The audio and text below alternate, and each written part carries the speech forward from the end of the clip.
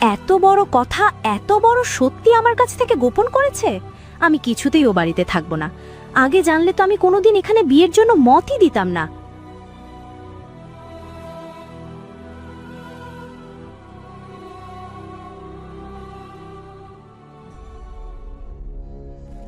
আরে মা, দেখো দেখো, ওটা রফিক ভাইয়ের নতুন বউ না? হ্যাঁ তাই তো, রফিকের বউই তো মনে হচ্ছে। তা যাচ্ছে কোথায়? এই ভর সন্ধেবেলা নতুন বউ এইভাবে ঢ্যাং ঢ্যাং করে হেঁটে যাচ্ছে, কি অলক্ষণে কাণ্ড! অলক্ষণের কথা ভাবছো? আমি ভাবছি কি এমন হলো যে সকালে বিয়ে শেষ হলো, সন্ধে হতে না হতেই নতুন বউ বের হয়ে গেল। থলেটা দেখ, মনে তো হচ্ছে কি যেন ভরা। আমার তো মনে হচ্ছে কিছু একটা নিয়ে পালাচ্ছে, নইলে নতুন বউ এমন একা একা এই সময় বেরোয় দাঁড়া।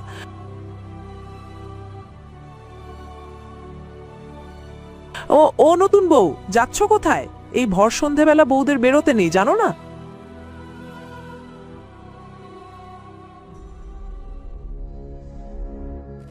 কেমন বেলাজ বেয়াদব বউ দেখলে, কথার উত্তর না দিয়ে ঢ্যাং ঢ্যাং করে চলে গেল। হ্যাঁ তাই তো দেখছি মা, ব্যাপারটা তো ভারী রহস্যময়।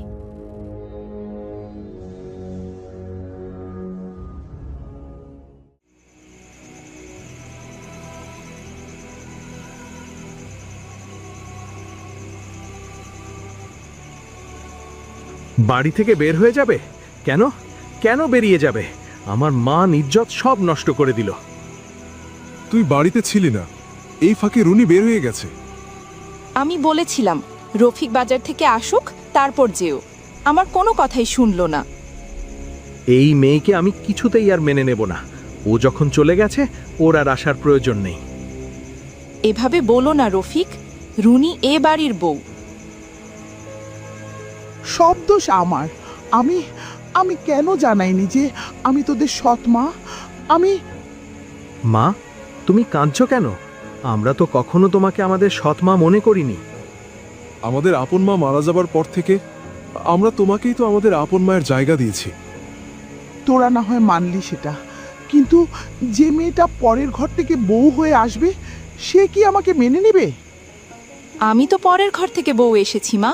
আমার তো আপনাকে নিয়ে কোনো অভিযোগ নেই। আপনি তো আমাদের সবাইকে অনেক আদর করেন। সবাই তো আর তোমার মতো হয় না মা। মা, তুমি শুধুই ভাবছো। যেই মেয়ে আমাদের পারিবারিক পরিবেশ মেনে নিতে পারবে না, তারা আমাদের বাড়িতে থাকার কোনো প্রয়োজন নেই। না, ছোট বউ চলে গিয়েছে তো কি হয়েছে? বাড়ির মুরব্বি হিসেবে আমি যাব, আমি ওকে ফিরিয়ে নিয়ে আসব। খবরদার মা, তুমি ওই মেয়ের কাছে গিয়ে নিজেকে ছোট করবে না। সন্তানের জন্য মায়েরা একবার কেন, হাজারবার ছোট হতেও রাজি। তুই আর কথা বলিস না বাবা। কালকে আমাকে রুনিদের বাড়িতে নিয়ে যাস, মেয়েটাকে বুঝিয়ে শুনিয়ে আমি এ বাড়িতে নিয়ে আসব। প্রয়োজন হলে আমি পায়ে ধরতেও রাজি আছি। মা, তুমি এসব কি বলছো? হ্যাঁ বাবা, তুই আর কোনো কথা বলিস না। কাল আমাকে রুনিদের বাড়ি নিয়ে যাস। ভাইজান, মাকে বোঝাও। ওই বাড়িতে গিয়ে মা কেন ছোট হবে? আমরা আমাদের মাকে কখনো আমাদের সৎমা মনে করিনি। মাও কখনো আমাদেরকে পরের ছেলে বলে মনে করেনি। তুই তো মাকে চিনিস। মা একবার যেটা সিদ্ধান্ত নিয়ে ফেলেছে, সেটার আর কোনো নড়চড় হবে না। রুনিকে ফিরে আসতে দে রফিক, দেখবি সবকিছু ঠিক হয়ে যাবে। হ্যাঁ, আমার মনে হয় মেয়েটা এই বাড়িতে থাকতে থাকতে সব কিছুই বুঝতে পারবে। সব সৎ মা যে এক হয় না, এটা রুনির বোঝা প্রয়োজন।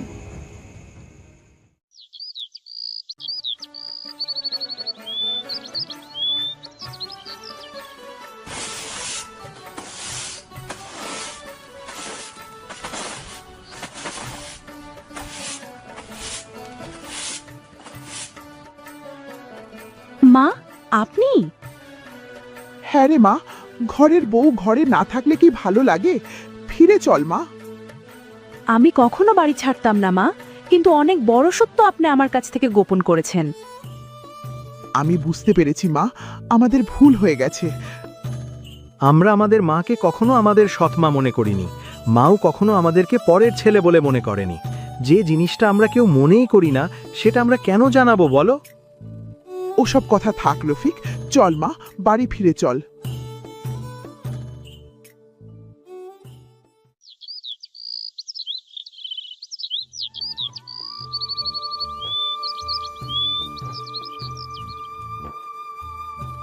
আরে দেখো দেখো, নতুন বউ চলে এসেছে। বড় বৌমা, আমার ছোট বৌমাকে আবার নতুন করে বরণ করো। ছোট বৌমা কি কি খেতে পছন্দ করে সব রান্নার ব্যবস্থা করো। আমি যাই ছোট বৌমার ঘর ঠিকঠাক আছে কিনা দেখি। এসো রুনি, তোমার জন্য মা নতুন শাড়ি কিনে এনেছে, সেই শাড়ি দিয়ে তোমাকে বরণ করব। আর আনা হয়েছে আমাদের এখানকার বিখ্যাত নলিন গুড়ের রসগোল্লা। একবার খেয়ে মন ভরবে না, দেখো। বাহ বাহ, বাড়িতে তো চাঁদের হাট বসেছে দেখছি। আরে ফুপু যে, আসুন আসুন। তোমরা তো আর আমাকে কিছু জানাবে না, তাই আমিই চলে এলাম। নতুন বউয়ের সাথে তো আগেই কথা হয়েছে, এবার ভালোবাসা জমাতে চলে এলাম। আচ্ছা, এখন বুঝতে পেরেছি, আপনিই তাহলে রুনিকে এসব বলেছেন, তাই না? আমি আবার কি করলাম? আপনিই সৎমায়ের ব্যাপারটা বলেছেন, এখন বুঝতে পেরেছি। আশ্চর্য, যা সত্যি তা বলবো না? বলবেন, কিন্তু সঠিক সময় বুঝে শুনে তো বলবেন। আপনার এই কাজে কত ঝামেলা হয়ে গেল আপনি জানেন? কি, আমি ঝামেলা করেছি? মুখে মুখে তর্ক তো ভালোই শিখেছো বড় বৌমা। তর্ক করছি না, যেটা ভুল হয়েছে সেটা বলছি। নতুন বউ আসতে না আসতেই কানে বিষ ঢালা শুরু করলেন। না না ভাবি, ফুপু তো সবার কথাই বলছিলেন। কথা বলতে বলতে সৎমায়ের কথাটা বলে ফেলেছেন। তিনি তো খারাপ কিছু বলেননি। আমি খারাপ কিছু বলি বা না বলি, দোষ আমারই দেয়া হবে। হায় রে আমার পোড়া কপাল। খারাপ কিছু বলেননি ঠিক আছে, কিন্তু এসব বলারও প্রয়োজন ছিল। আহ, শাপলা থামো তো। ফুপু, আপনি যান, ভেতরে বসুন। থাক, আমি আর বসবো না। আমি বসলেই তো ঝামেলা হয়।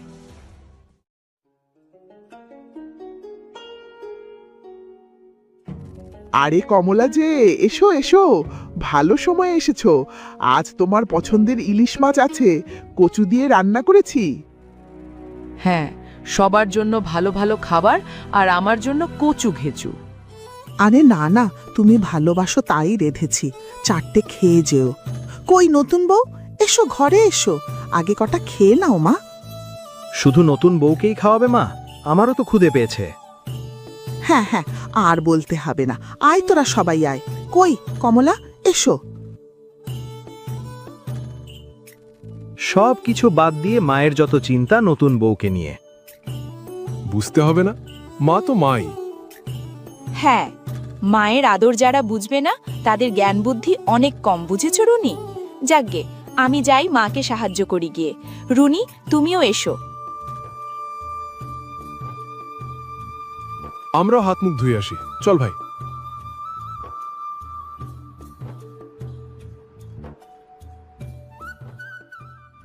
ওমন ভালো রূপে মোজো না ছোট বউ, সাবধানে থেকো বুঝলে।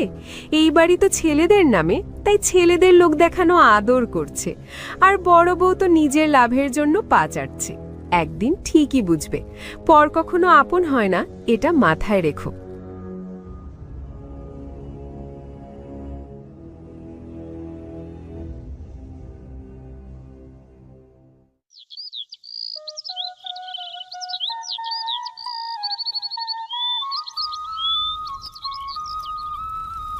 রুনি, ও রুনি, এদিকে আয় তো একবার।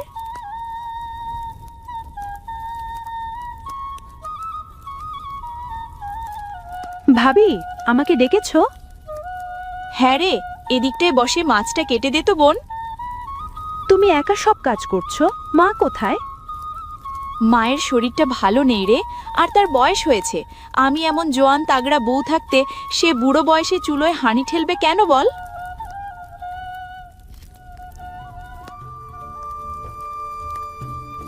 ভাবি, বেশি সুযোগ দিও না বুঝলে, সৎ কখনো আপন হয় না। সৎ ভাবলেই সৎ, আপন ভাবলেই আপন রে। তুই এসব বাজে জিনিস একদম ভাববি না। মা তোকে কত ভালোবাসে দেখ তো। ওসব লোক দেখানো ভাবি। ছি, কি সব বাজে বকছিস রুনি? আমি যাই, মশলাগুলো নিয়ে আসি, তুই মাছটা কেটে ধুয়ে ফেলিস কেমন?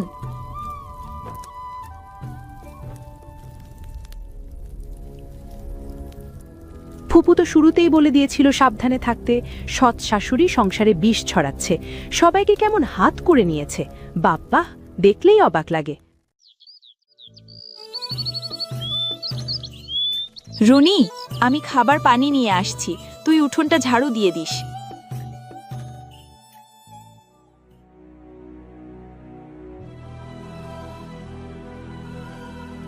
আহ আহ কি হয়েছে ভাবি? কি হয়েছে বড় বউ, ভয় পেয়েছো? কলস থেকে ওই সাপটা বেরিয়েছে। কি হয়েছে? কে চিৎকার করছে? কলসে সাপ কে রেখেছে? কি ভয়ঙ্কর! সাপ রেখেছে মানে? সাপ তো এমনিতেই আসতে পারে। আমি জানি না, আমি তো শুধু পানি আনতেই যাচ্ছিলাম। চল মা, তোকে পানি আনতে হবে না, ঘরে চল।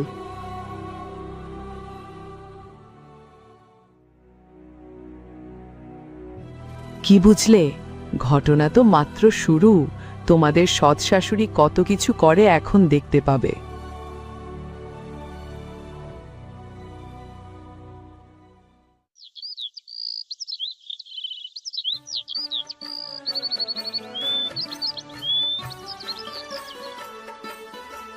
এই যে আমি শরবত বানিয়ে এনেছি, সবাই নাও। বাহ, ঠান্ডা ঠান্ডা পেস্তার শরবত, দাও দাও।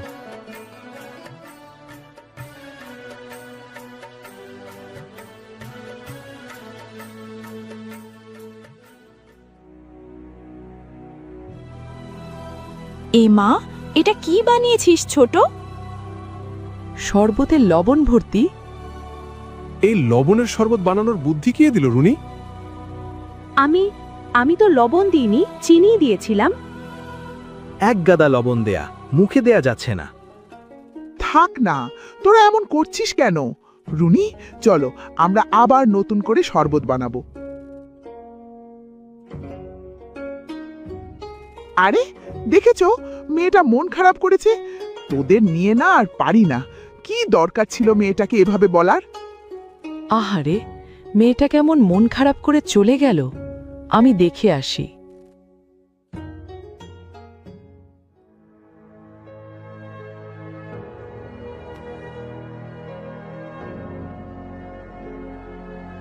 কি বলেছিলাম না, আরো কত কিছু দেখবে। ফুপু, আমি জানি তোমার কোনো দোষ নেই। রাহেলা ভাবেই শরবতে লবণ মিশিয়ে সবার সামনে তোমাকে খারাপ বানাতে চেয়েছিল। কেঁদো না, একদিন দেখবে সত্য সবার সামনে আসবে।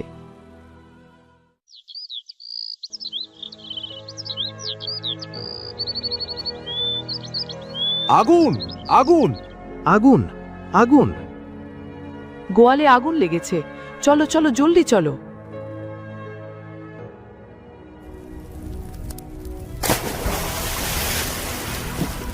দাঁড়িয়ে দেখছো কি? জলদি পানি নিয়ে এসো।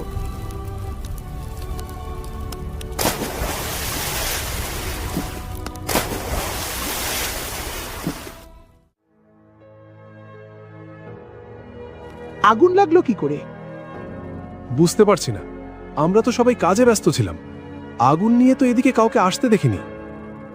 নতুন বউ আসার পর থেকেই একের পর এক অঘটন ঘটছে। আমার বিষয়টা ভালো ঠেকছে না। ভাবি, তুমি কি আমাকে সন্দেহ করছো? আমি সেটা বলিনি ছোট, আমাকে ভুল বুঝিস না। কেউ না কেউ তো এর পেছনে অবশ্যই আছে।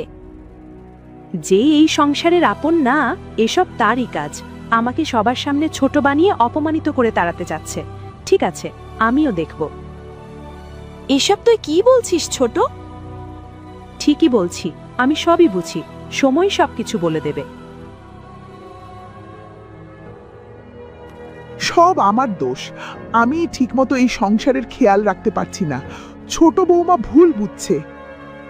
আপনি কাঁদবেন না মা, কেউ আমাদের সংসারের শান্তি নষ্ট করতে চাইছে, কিন্তু সে সফল হবে না। সময় সব কিছু ঠিক করে দেবে।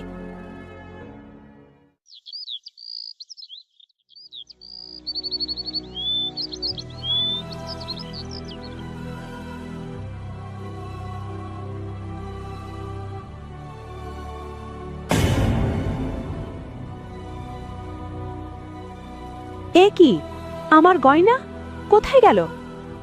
ভাবি, মা, ফুপু।